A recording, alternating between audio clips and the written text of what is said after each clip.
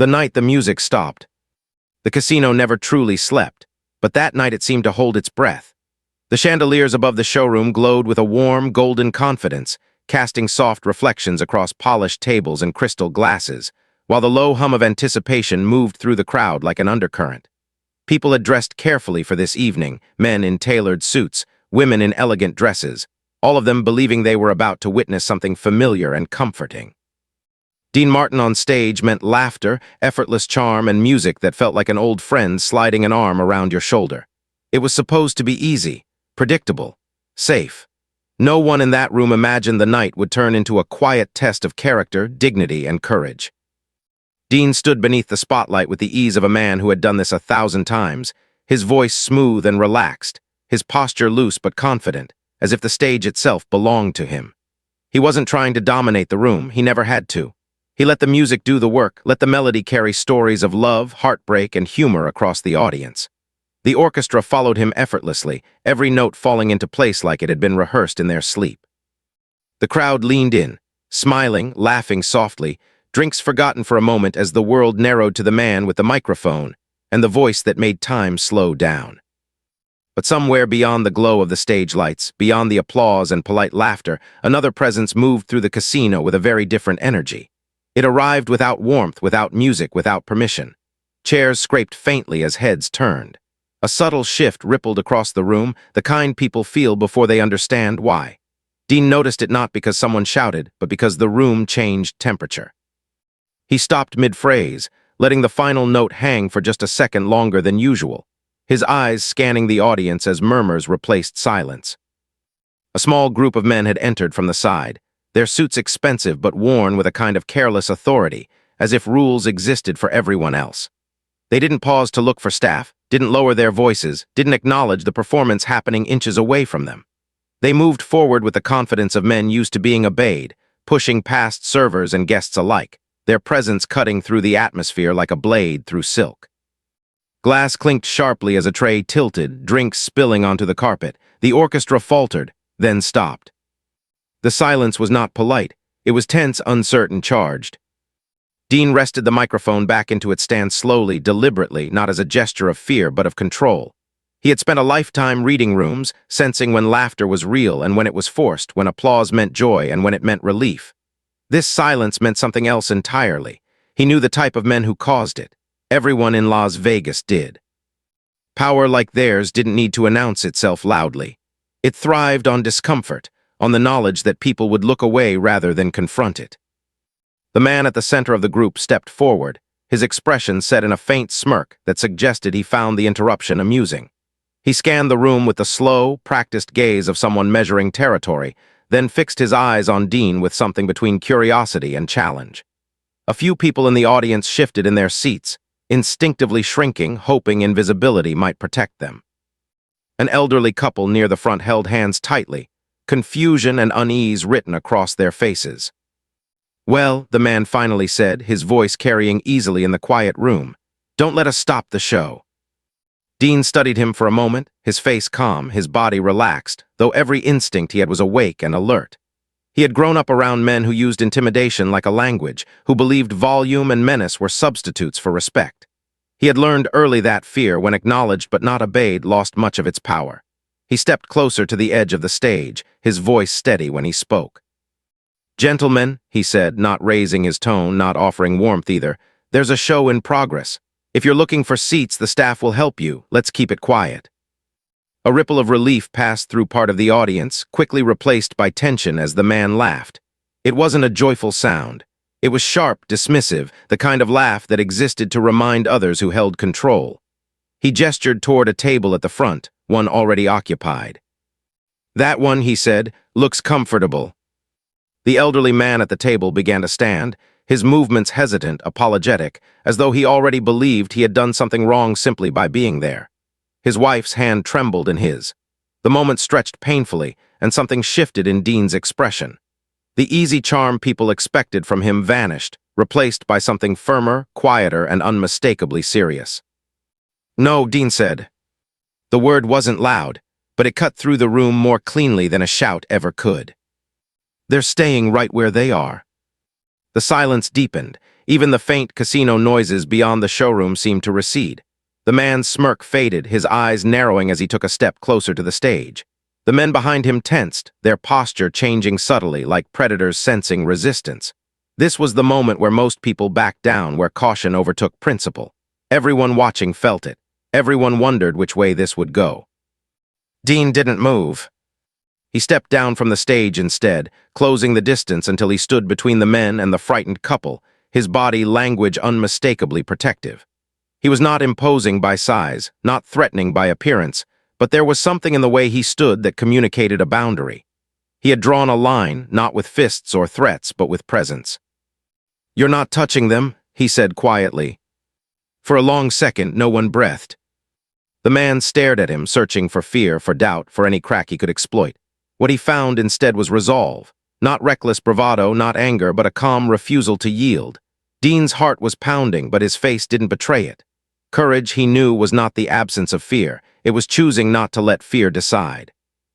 The man straightened slowly, reassessing the situation not just as a confrontation, but as a spectacle. Hundreds of eyes were on them now. This wasn't happening in a back room or a dark hallway. It was happening in public under lights with witnesses who would remember. Power that thrived in shadows did not enjoy exposure. "Sit down," the man muttered to his companions after a moment, his voice tight. "We'll talk later." They moved away, the tension following them like a storm cloud as they took seats in the back, their gazes never leaving Dean. Only then did the room begin to exhale. The orchestra looked to Dean, uncertain. He climbed back onto the stage, picked up the microphone, and glanced over the audience with a small, reassuring smile that didn't fully hide the gravity of what had just occurred. "Where were we?" he said lightly, as if the interruption had been no more than a missed note. "Ah, yes." The music resumed, but nothing felt the same anymore. The laughter carried more meaning. The applause came faster, louder, not just for the performance, but for what people had witnessed. They weren't just watching a singer anymore. They were watching a man who had chosen dignity over comfort, decency over fear, in a moment when it would have been far easier to look away. And in the shadows at the back of the room, a powerful man sat very still, his pride bruised, his authority quietly challenged, realizing that something had slipped through his fingers that night. Respect. The price of standing still. The applause that followed the end of the song was louder than usual, but it carried a different weight, as if the audience were clapping not just for the melody but for the choice that had been made moments earlier. Dean Martin felt it immediately. Applause had always been familiar to him, almost routine, yet this time it landed differently, heavier in the chest, slower to fade. He acknowledged it with a small nod and an easy smile, but beneath that calm exterior his mind was already moving ahead, replaying the encounter in precise detail. He knew what he had done, and more importantly, he knew what it meant. In Las Vegas, moments like that did not end when the curtain fell. They simply changed locations. As the show continued, Dean leaned into his craft with quiet intention. His jokes carried a sharper edge, not cruel, not pointed, but confident, as if he were reminding the room, and perhaps himself, that humor and kindness were not signs of weakness. The orchestra followed him closely, sensing the shift, letting the music breathe where it needed to and tighten where the mood demanded. Each note felt deliberate, almost defiant in its smoothness, and the audience responded instinctively. Laughter came faster, applause lingered longer, and people exchanged glances that said the same unspoken thing. Something rare had just happened, and they were still processing it. Yet in the back of the showroom, the atmosphere was entirely different. The men who had caused the disturbance sat stiffly, drinks untouched, eyes locked on the stage. The leader among them did not look angry in the explosive way people expected. Instead, his expression was cold and calculating, the kind that unsettled those who understood it. He wasn't embarrassed in the childish sense. He was wounded in the way only powerful men are wounded, quietly, internally, and dangerously. Public defiance was not something he was accustomed to, especially not from someone whose job, in his mind, was to entertain rather than challenge. When the final song ended and the curtain fell, the crowd rose to its feet in a standing ovation that seemed to roll forward like a wave. Dean bowed lightly, thanked them with a practiced grace, and left the stage without lingering. Backstage, the mood was tense and electric at the same time. Crew members moved quickly, their usual chatter replaced by hushed whispers and sidelong glances. Everyone had felt the moment, even those who pretended not to. A manager approached Dean almost immediately, his face pale, his voice low and urgent, warning him that what had happened would not be forgotten, that men like that did not let challenges slide without response. Dean listened without interrupting, loosening his tie slowly, methodically, as though the simple act grounded him. When the warnings ended, he met the manager's anxious gaze and spoke calmly, almost gently, explaining that fear was not a plan and avoidance was not safety. He had learned long ago that trying to shrink yourself to stay out of trouble only taught bullies how much space you were willing to give up. The manager shook his head, unconvinced, but there was nothing more to say. The choice had already been made. The knock on the dressing room door came sooner than expected. It was firm, deliberate, carrying authority without shouting. The room seemed to freeze around it. Dean stood, straightened his jacket, and walked to the door himself, opening it before anyone else could object. One of the men from earlier stood there, posture rigid, eyes unreadable, delivering the message plainly. The boss wanted to speak with him now. No threats, no raised voices, just expectation. Dean did not hesitate, but he did not rush either. He replied that he would be there shortly, closing the door before the man could argue. Turning back to the room, he saw the fear he had tried to calm reflected in every face. He offered a small smile, reassuring without dismissing the danger, and changed out of his stage clothes with the same unhurried care he brought to everything else. Rushing, he believed, was how mistakes happened. Control came from stillness. The casino floor outside was alive with its usual chaos, coins clinking, voices rising and falling, laughter bursting and fading. But Dean moved through it as though walking into a quieter world. He spotted the man waiting near a private table, surrounded by the same air of ownership he had carried into the showroom. The power dynamic was obvious to anyone watching, yet Dean approached without shrinking or posturing. He took the offered seat when motioned to do so, not because he felt forced, but because refusing would turn the meeting into theater, and theater was not what he wanted. The conversation that followed was not loud. It did not need to be. The man spoke first, his words sharp with wounded pride, accusing Dean of disrespect, of making him look small in front of others. Dean listened patiently, allowing the grievances to spill out without interruption. When it was his turn, he responded without apology, explaining that respect was not something demanded through intimidation, but something earned through behavior. He had not humiliated anyone, he said. He had simply refused to allow innocent people to be frightened for someone else's convenience. The words landed harder than any insult. For a long moment the man said nothing, his jaw tightening as he weighed his options. This was not a back alley or a private office. This was a casino, full of witnesses, full of eyes that would remember. Retaliation here would be messy, costly, and impossible to hide. Power thrived on control, and control required calculation. Finally, the man leaned back, studying Dean as though seeing him clearly for the first time. There was no admiration in his gaze, but there was recognition. He realized, perhaps unwillingly, that this was not a man who could be bullied into submission. Dean was not reckless, he was anchored. That made him dangerous in a different way. The meeting ended without threats or handshakes, without friendship or forgiveness. Just an uneasy understanding that the line had been drawn and noticed.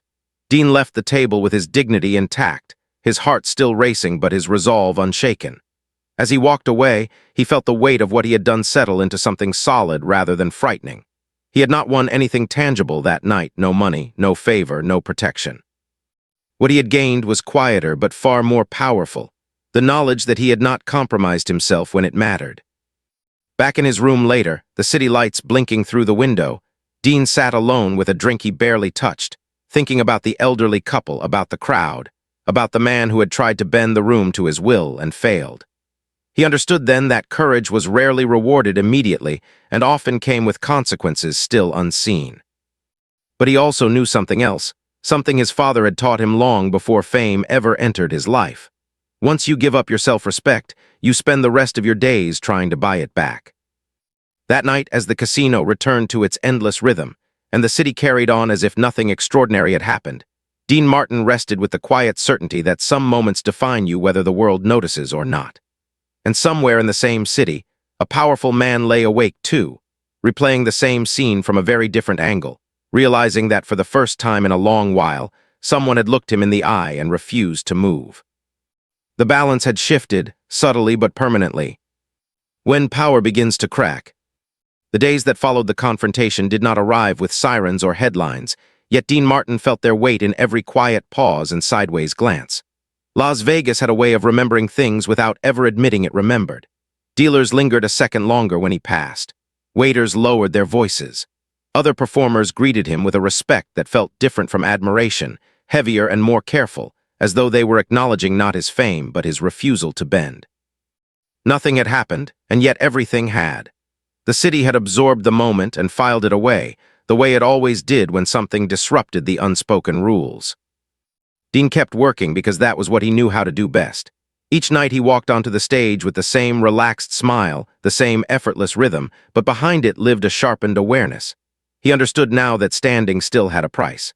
Power did not like being exposed, and men who were used to control rarely forgot public defiance.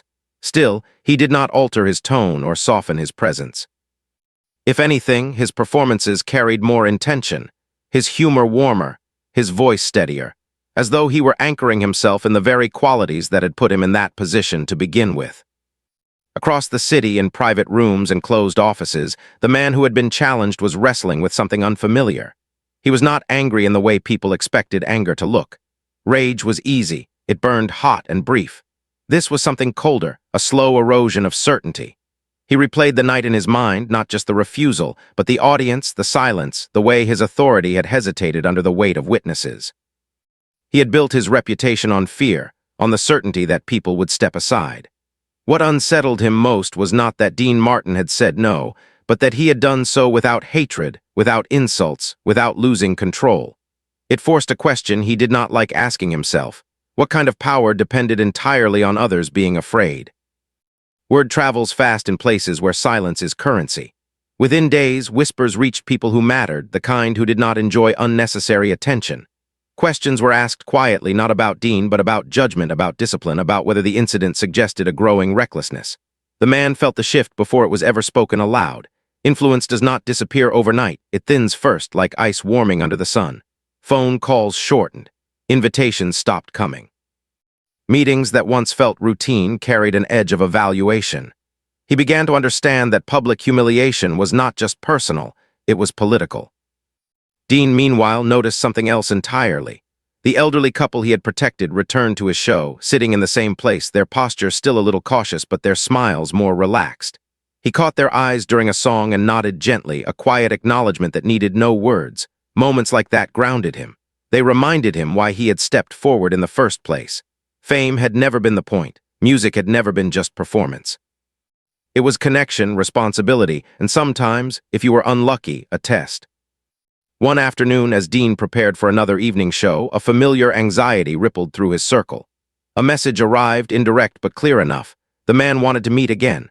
Not publicly this time, not as a confrontation, as a conversation.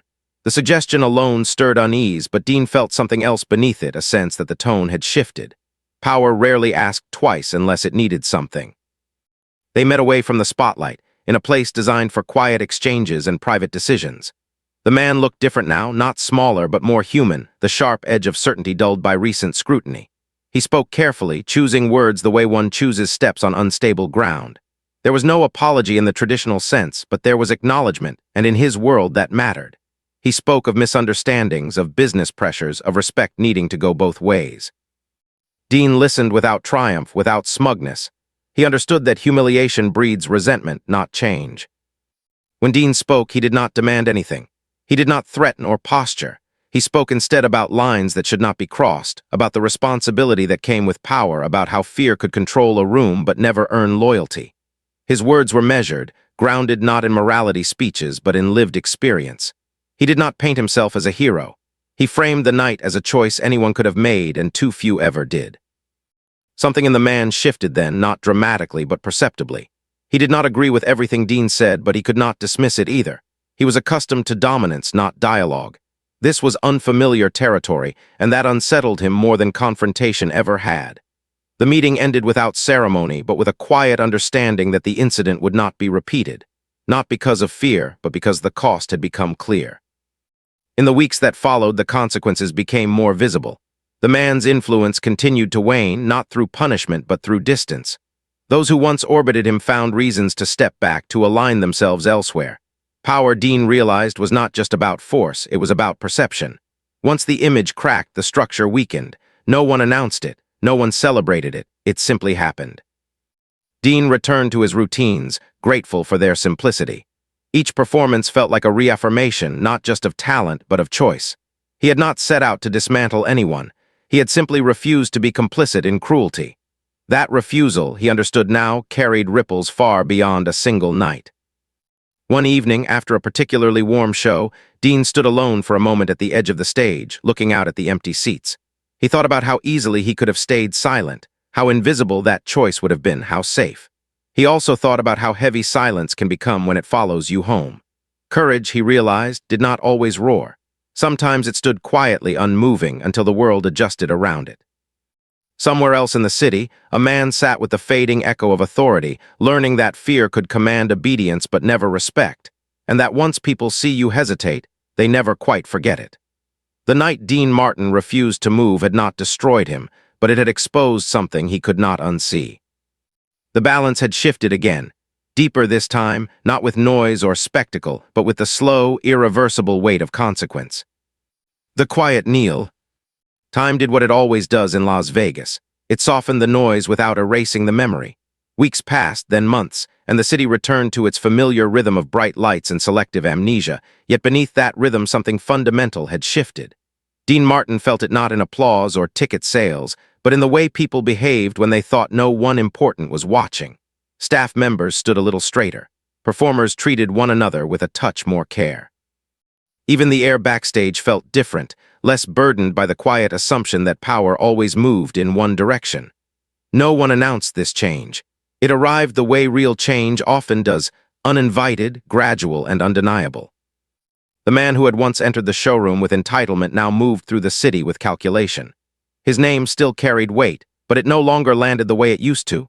Doors opened slower. Conversations ended sooner. The city had not turned against him. It had simply stopped rearranging itself around him. That distinction mattered. Power that depends on fear survives only as long as fear remains useful, and fear had begun to feel expensive. Too many eyes remembered the night when authority paused, hesitated, and ultimately retreated. Too many people had seen a different way to respond. One afternoon, a message reached Dean through a channel designed for discretion. The man wanted to meet again, not in a casino, not under chandeliers or near tables where pride could be wounded by witnesses, but somewhere quiet, ordinary, almost anonymous. The request carried no demand, no edge, only something that resembled necessity. Dean considered it carefully. He understood that refusing would be easy and satisfying, but he also understood that endings mattered as much as beginnings. If there was a chance to close the story without bitterness, he would take it. They met in a modest room far from spectacle, where power had no props and reputation could not lean on intimidation.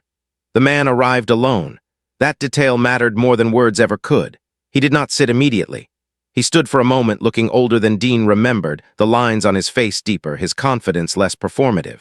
When he finally spoke, his voice was quieter than it had ever been, stripped of theatrics, stripped of command. "I misjudged you," he said, not as a concession, but as a statement of fact. He did not apologize in the way movies teach apologies to sound. There was no plea, no attempt to soften the past. Instead, there was acknowledgement. He admitted that he had believed fear was respect, that silence meant agreement, that money could erase discomfort. He admitted that standing in front of hundreds of people while someone refused to yield had forced him to see himself reflected back in a way he did not like. That reflection, he confessed, had followed him home and stayed. Dean listened without interruption, without satisfaction. He did not correct or console. He understood that real reckoning did not need an audience. When he finally spoke, it was not to assert victory, but to clarify truth. He told the man that humiliation had never been the goal, that the night had not been about power at all, but about protecting people who could not protect themselves in that moment. He explained that dignity was not something given by status or force, but something practiced in small decisions, especially when no one would punish you for doing the wrong thing. The man nodded slowly, absorbing the words with visible effort. He did something then that surprised even himself. He lowered his gaze. It was not a dramatic gesture, not a public surrender, but a private one, heavier because of its quiet. In that moment, stripped of audience and armor, he understood something he had avoided his entire life. Kneeling did not always mean losing. Sometimes it meant letting go of a version of yourself that no longer served anyone, including you. When the meeting ended, there were no promises of friendship, no symbolic gestures, no handshake meant to signal unity. They simply stood, exchanged a look of mutual recognition, and went their separate ways. The man left knowing his world would never return to what it had been. Dean left knowing he had not become what he opposed in order to survive it. Life moved forward. Dean continued to perform, continued to sing about love and resilience, continued to make rooms feel warmer than they had any right to be. He never told the story publicly, not because he feared consequences, but because he understood that some lessons lose their power when they are turned into spectacle. Those who needed to know already did. Those who were there would never forget. Years later, when people asked Dean about courage, he rarely spoke about confrontation. He spoke instead about kindness under pressure, about choosing restraint when force was available, about the discipline it takes to stand still when everything in you wants to retreat. He understood that courage was not about winning moments, but about living with yourself afterward. The man faded from prominence quietly, not destroyed, not redeemed in any cinematic sense, but changed. His name appeared less often, then rarely, then only in passing.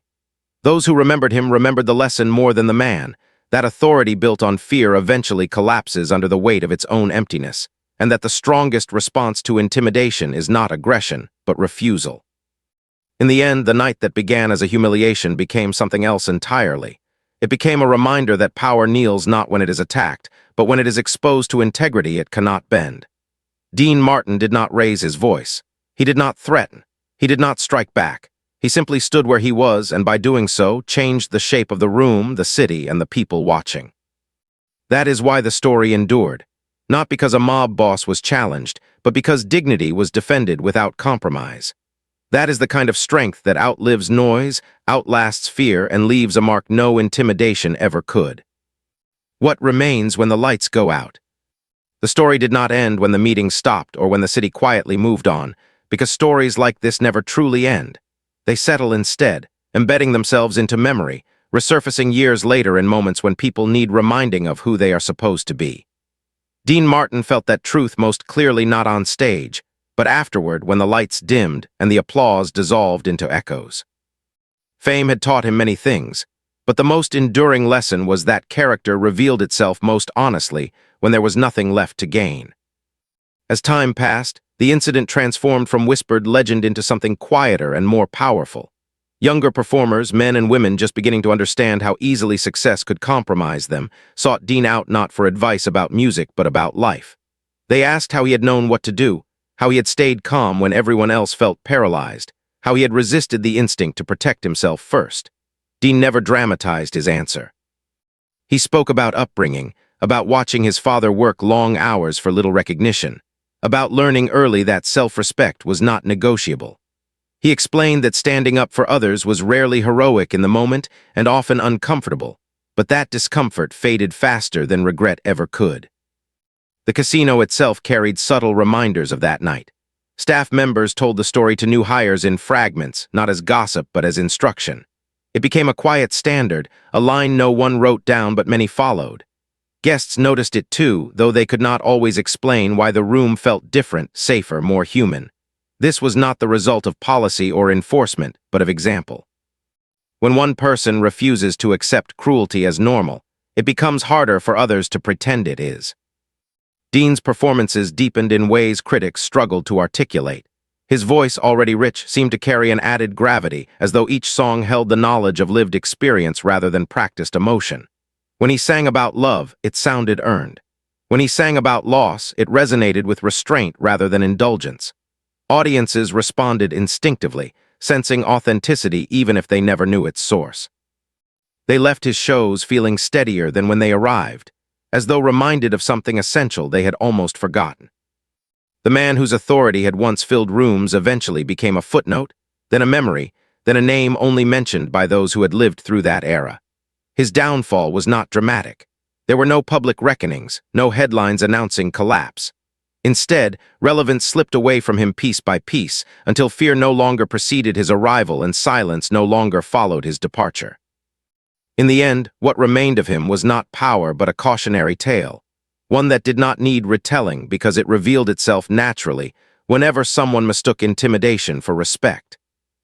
Years later, during a quiet interview, a journalist asked Dean if he ever regretted that night, if he ever wondered whether standing still had been worth the risk. Dean paused, not for effect, but because he took the question seriously. He spoke then about fear, about how it never truly leaves you, how courage is not something you conquer once and keep forever. He explained that he had been afraid that night and many nights after, but that fear had not been the hardest part. The hardest part, he said, would have been living with himself if he had chosen silence. What the journalist did not print, what Dean did not emphasize, was how that choice continued to ripple outward long after the spotlight moved on. The elderly couple he had protected returned often, their presence a quiet affirmation of what had mattered most. They aged, as everyone does, but they carried with them the certainty that someone had seen them when it counted, that they had not been invisible in a room full of power. That certainty stayed with them far longer than fear ever could. Dean never framed himself as a moral compass or a symbol. He resisted that narrative, knowing how easily symbols become hollow. Instead, he lived as he always had, guided by small decisions rather than grand declarations. He treated people well. He protected space when he could. He refused to perform dignity, he practiced it. That consistency, more than any single act, defined his legacy. When the final years came and the applause grew softer, Dean understood that the measure of a life was not found in how loudly people cheered, but in how often they felt steadier because you existed. He had been a singer, an entertainer, a star, but on one ordinary night, he had also been a barrier between fear and the vulnerable. That role, he knew, mattered more than any song. Long after the casino lights changed and the city reinvented itself yet again, the lesson endured quietly. Power does not collapse when it is attacked. It collapses when it is no longer believed. Fear does not disappear when it is confronted. It fades when it is ignored. And dignity, once practiced openly, becomes contagious. Dean Martin never put anyone on their knees with force. He did it by standing where he was, refusing to move, and reminding everyone watching that integrity does not need permission to exist. That is what remained when the lights went out, when the music faded, and when the story finally settled into the place where all true stories belong, not as spectacle, but as example. The legacy no one could silence. Long after the night faded into legend, long after the casino replaced carpets and repainted walls as if history could be renovated away, Dean Martin carried the weight of that moment with him in a way no audience ever saw. It did not burden him, it steadied him. Fame, he understood better than most, was loud but temporary, while character was quiet and enduring. The industry continued to swirl around him with its usual temptations and compromises. Yet Dean moved through it with the calm assurance of someone who had already faced the most important test and refused to look away. As the years unfolded, the story surfaced in unexpected places, never announced, never verified, always passed along in fragments. A stagehand would tell it to a nervous newcomer backstage, lowering his voice not out of fear but reverence. A veteran performer would mention it casually over a late-night drink, not as gossip, but as a reminder of how things should be done. Even people who had never met Dean felt the ripple, sensing that there had been a moment when someone chose dignity over safety, and that the choice had altered the temperature of the room forever. Dean himself rarely spoke about it, but when he did, it was never framed as triumph. He spoke about responsibility instead, about the strange position entertainers occupy when they are granted attention and influence without asking for either. He told younger artists that microphones were powerful not because they amplified voices, but because they revealed intentions. He warned them that the hardest moments would not arrive with clear villains or dramatic music, but with quiet decisions that tempted them to stay comfortable rather than stay true. Those who listened carried the lesson forward, sometimes without realizing where it had begun. The city changed, as cities always do. New names rose, new power structures formed, new myths replaced old ones. Yet something fundamental had been exposed that could not be unseen. People had witnessed that authority could be interrupted without violence, that intimidation lost its grip when it was denied its audience, and that one person standing still could be more disruptive than a room full of noise. That knowledge did not belong to Dean alone anymore. It belonged to everyone who had been there and everyone who believed the story afterward. In quieter moments, Dean reflected on the man who had once commanded fear and how differently his life might have unfolded if he had learned the same lesson earlier. He did not pity him, nor did he celebrate his decline. He understood that fear-based power consumed itself eventually, leaving behind only cautionary echoes. What mattered more was that others had seen an alternative, a way to respond without becoming hardened or cruel in return. As age softened his voice and slowed his steps, Dean found comfort in the idea that the most meaningful parts of a life often happen away from applause. The songs would live on, he knew that, but so would the moments when he had chosen to protect rather than perform. Those moments did not need preservation through headlines or documentaries. They survived in behavior, in standards quietly raised, in people who decided not to look away when something felt wrong. When the end eventually came, as it does for everyone, the tributes spoke of talent, charm, and timeless music. But among those who truly knew the story, among those who had felt the shift that night, the memory was simpler and deeper. They remembered a man who understood that real strength does not announce itself, that courage does not require victory, and that sometimes the most powerful act is refusing to move when the world expects you to step aside. That was the legacy no one could silence. Not a song, not a performance, not a headline, but a choice made in full view of fear and pressure, held steady without anger or apology. Dean Martin did not defeat anyone. He reminded them, and everyone watching, what dignity looks like when it stands its ground. And long after the music faded, that reminder continued to do its work, quietly, patiently, exactly the way true power always does.